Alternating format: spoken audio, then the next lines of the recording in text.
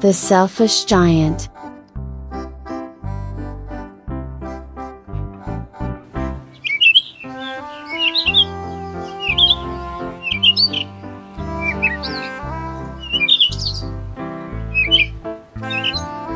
Every afternoon, the children used to go and play in the giant's garden.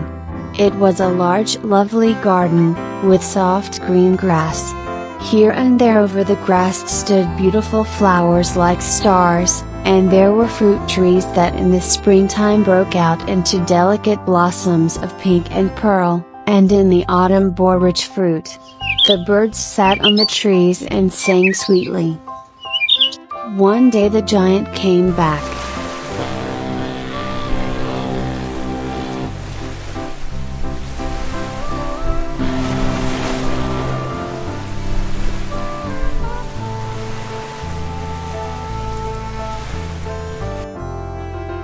When he arrived, he saw the children playing in the garden. "What are you doing here?" he cried in a very gruff voice, and the children ran away. "My own garden is my own garden," said the giant, "and I will allow nobody to play in it but myself."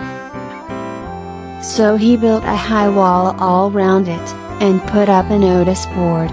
"Trespassers will be prosecuted." He was a very selfish giant.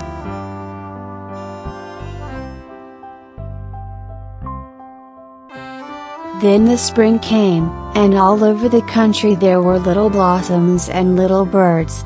Only in the garden of the selfish giant it was still winter.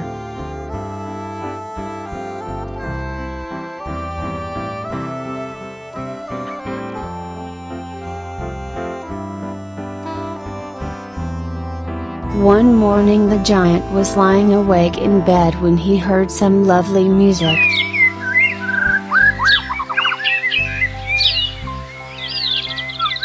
It was only a little bird singing outside his window. And a delicious perfume came to him. "I believe the spring has come at last," said the giant, and he jumped out of bed and looked out.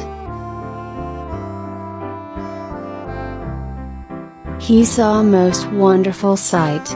Through a little hole in the wall the children had crept in, and they were sitting in the branches of the trees.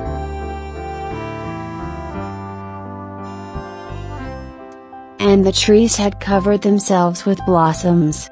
The birds were flying about and twittering, the flowers were looking up through the green grass. It was a lovely scene.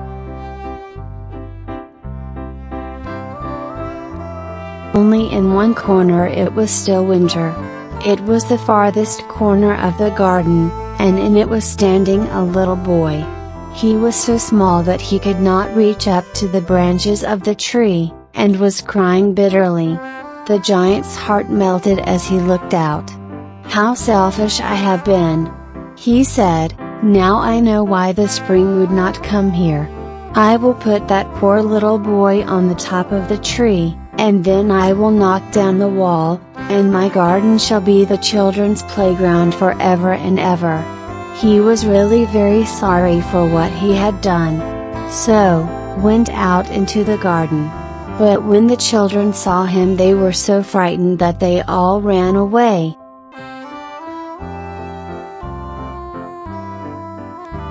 Only the little boy did not run, for his eyes were so full of tears that he did not see the giant coming.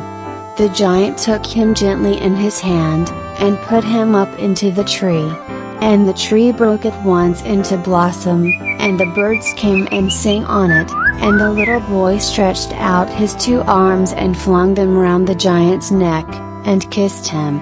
"It is your garden now, little children," said the giant, and he took a great axe and knocked down the wall.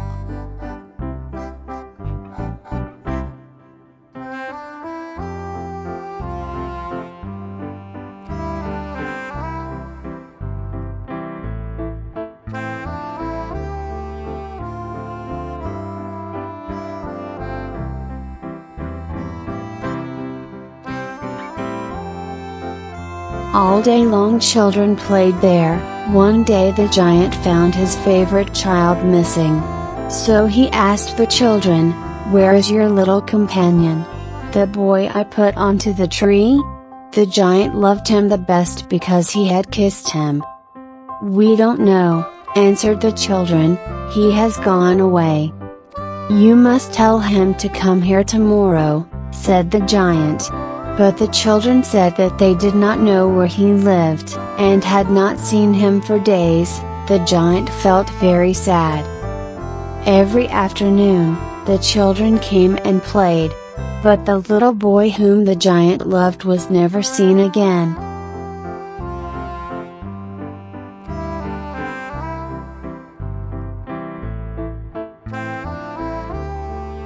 Years went over, and the giant grew very old and feeble. He sat in a huge armchair, and watched the children at their games, and admired his garden. One morning he looked out of his window. In the farthest corner of the garden was a tree quite covered with lovely white blossoms. Its branches were all golden, and silver fruit hung down from them, and underneath it stood the little boy he had loved. The giant in great joy, ran out into the garden. He came near to the child.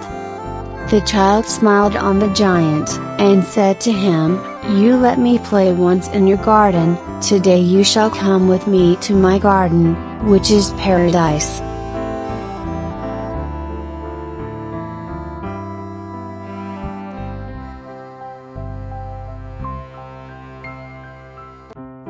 And when the children ran in that afternoon, they found the giant lying dead under the tree, all covered with white blossoms.